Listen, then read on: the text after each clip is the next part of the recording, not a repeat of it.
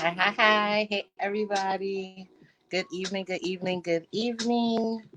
We are at day 4 of our Cash is King Credit is Power series. So, welcome, welcome, welcome. Please don't forget to share this video, tag a friend, tag a family member, share it to your favorite Facebook group. If you're watching this live, hashtag live. If you're watching it as a replay, hashtag replay. My name is Jocelyn Swain. I am your host. And guys, we are going to jump right into it today, right? So, we are covering a lot of information today.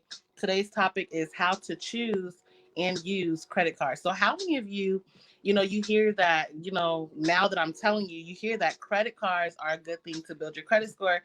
But then when you go look for one, you're just like, Jocelyn, it's just way too much information, way too many things to look at. I don't even know how to choose the correct credit card, right? So I'm going to discuss today exactly what you're going to be looking for, exactly what different things mean in the fine print. I remember when I was looking for a credit card, I would always just like call my mom and dad. I would call my business partners and I'm like, hey, I don't know what I'm looking for. They have rewards cards, they have platinum ones, they have premier ones, ultimate cards. I didn't know what to choose. I didn't know what to start looking at. APRs, percentage rates, all of that. I was just like, what? It was like a foreign science, right? So today we're going to talk about a few of those things, and we're just going to clearly discuss how you want to utilize those credit cards, right? So the last few days, if you've tuned in, on Monday we talked about how your score is calculated. On Tuesday we talked about 6 different things that you want to be mindful of on your credit, right? Yesterday, we talked about 6 different things that um, 6 different things that you also want to be mindful of. 6 different things that you need to help establish credit. And then today, of course, we are talking about how to choose and use your cards. So, of course, like I said yesterday, if you see me looking down, looking to the side, I'm just checking out my notes. This is a lot of information we're covering, so I want to make sure that I touch on everything that I set out to go ahead and provide for you guys today. So we're going to jump right into it, right? So let's talk about credit cards. Credit cards are so useful for us to have as an emergency fund, right? There's so many Americans, over 43 million Americans, who don't even have a rainy day fund set aside, right? We always tell you that, you want to utilize your credit cards responsibly, but it's very good to have those as a rainy day fund, right? So say if you just so happen to need some money, those credit cards are there to be used as just a rainy day fund. Of course, you're still going to use them monthly, even if you don't have a rainy day, but they're always good to have, especially with high balances, in case something happens and, extenuating circumstances may happen and you want to be able to have those cards so that you can utilize that extra funding, right? So, credit cards are amazing for that specific use. They're amazing to use for everyday purchases as long as you're paying them down, right? We talked about how you do not want to pay off your credit cards completely. You want to keep at least at minimum $1 to $3 on your balance each month. So let's jump right into it, right? So let's talk about credit cards versus charge cards. If you know the difference, go ahead and drop it in the chat, right? In the comment box. I want this to be a little more interactive today because today is all about how to choose them and use them. And so many of us have credit cards. So let's see what you all know as well, right? So who knows the difference between a credit card and a charge card? Okay.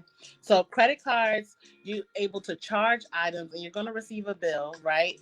But with the credit card, you can either pay it in full at the end of the month or you could pay it in part. And what that means is you could pay, at least at minimum, your minimum that's due each month, right? You can pay a little bit more than the minimum due each month, but you don't have to completely pay it off. And that's with the credit card.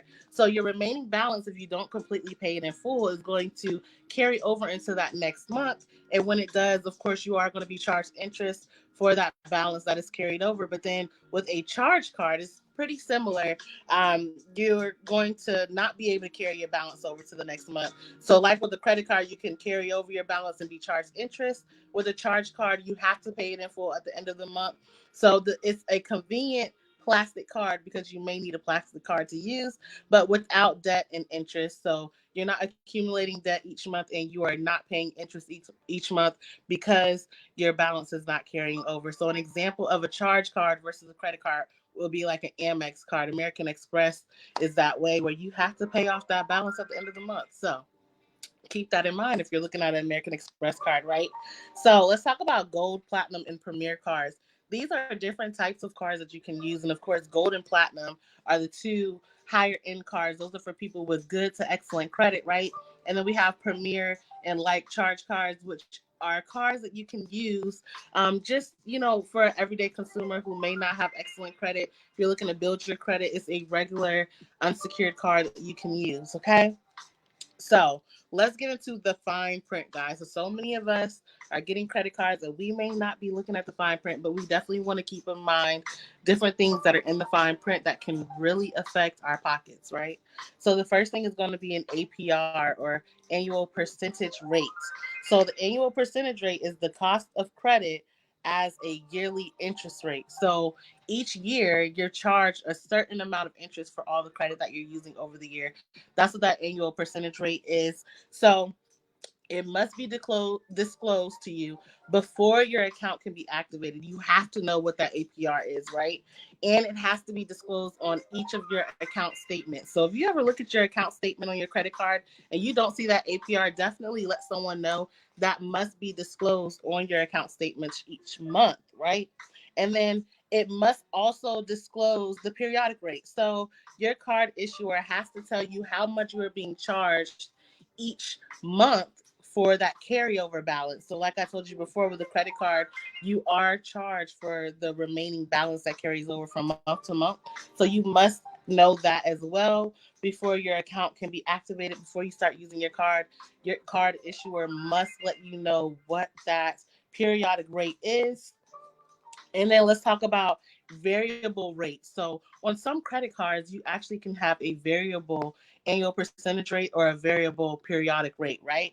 So these change with economic indicators or interest rates as they change, and these can be called indexes. So as the index changes, the card issuer, they must let you know that the rate changes, as well as they must let you know how the rate is determined based off of those economic indicators and interest rates changing over the time. So if you're looking at a variable card, you want to make sure that you keep that in mind and just ask what are those economic factors or what different indexes are being determined to determine what your variable interest rate is going to be, because that can change from month to month. It can change over time. So you definitely want to be mindful of what that is. Then you have a grace period. So many of us understand what a grace period is. Of course, that is the number of days you have to pay your bill in full with a finance charge or without a finance charge. So you get a finance charge every month. Of course, um, you have that periodic rate, but then you have the APR. So, in order not to pay that, you do have a grace period. But with the grace period, your card issuer must send out that bill 14 days prior to that due date. That way, you have ample enough time to set up a grace period or to make sure that you do pay that before before you accumulate a finance charge. So sorry, guys. Okay, so usually this only applies to new purchases on your credit card, and most cards do not give grace periods for cash advances or balance transfers. So some credit cards do allow you to get cash advances where you could take out cash as if it's a debit card, but a lot of times you are charged an interest rate for that. Many people don't know, as well as for balance transfers. So a lot of times those things accumulate interest immediately, right? So you want to be very mindful of cash advances as well as balance transfers.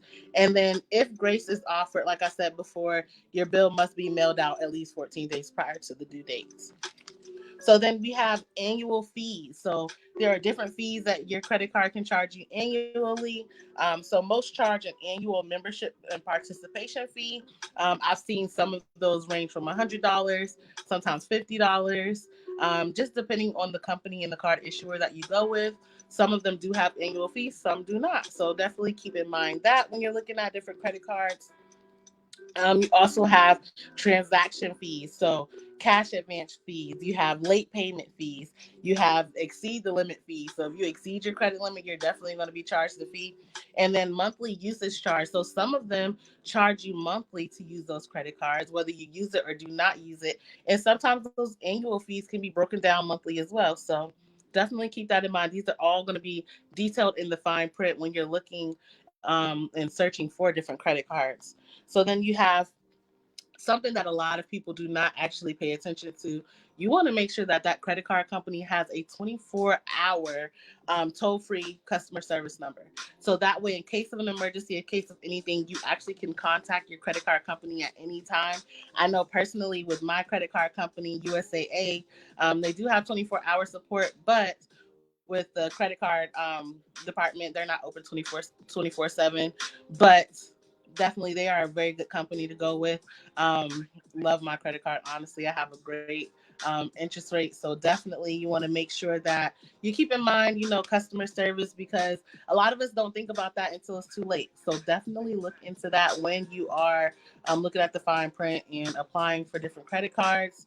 Unauthorized charges. So let's talk about unauthorized charges. This really shocked me when I was learning about it. How many of you have had an unauthorized charge on your credit card, right? And then you have to go report it to your bank. When this happens, did you know that if an unauthorized charge appears on your account, you can be responsible for up to $50 for each card that you have.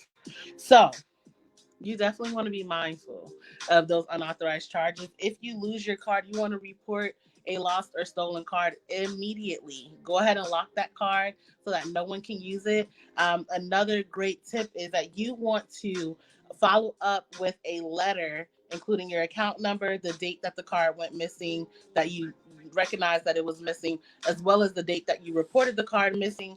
That way, your credit card company can be aware that your card is missing and that you know your card is missing, and they can start tracking any kind of purchases being made with your card at that point in time. So, like I said, the earlier that you report those cards missing, the less liability that you have behind it. You do not want to be paying $50 per card. So, definitely just kind of keep an eye out on your credit cards. If you lose it, report it immediately. Call them, that 24-hour customer service. Also, follow up with a letter in the mail. That way, you have documentation of that lost or stolen card. So that's all the tips that I have for you guys today as far as how to choose and use your credit cards. These are things that you definitely want to be mindful of when you are looking and purchasing a new credit card, or if you decide to go with a charge card. You definitely want to keep these things in mind. Any other questions that you all have, definitely feel free to leave them in the comments. You can inbox me. This week has been amazing, guys. I've had so many people inbox me different credit questions, and I love all the feedback because that is how I decide what exactly I'm going to go live about next, guys. So this is something that, we want to start doing more consistently. I don't mind going live, answering your questions. Please just inbox me. Let me know what, kind of things that are misconceptions that you may have heard, or different things that you've heard that you just need clarity on. That is what I'm here for. That is what I love to do. That's why I decided to join this company, because I love to educate people on different things that can change your life, right? And your finances are a major part of your life. So, as you all know, cash is king, but credit is power. Let's continue on this week. We have one more day of our live series. So I will see you all tomorrow at 8 o'clock. Share this video. If you're watching it live, hashtag live. If you're watching the replay, hashtag replay. And I will see you all tomorrow.